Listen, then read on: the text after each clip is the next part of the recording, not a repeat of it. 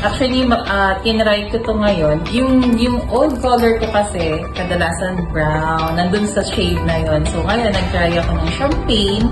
Medyo mas nagustuhan ko to kasi nakaka-glow siya. Tapos, parang nakakabatang tingnan. Pang third time na.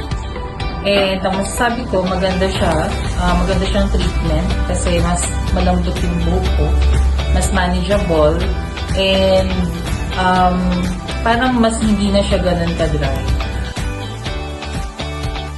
Si Becca magaling siya. So, pag nagpunta kayo sa Kion Salon, hanapin niyo si Becca kasi magaan yung kamay niya, alam niya yung ginagawa niya.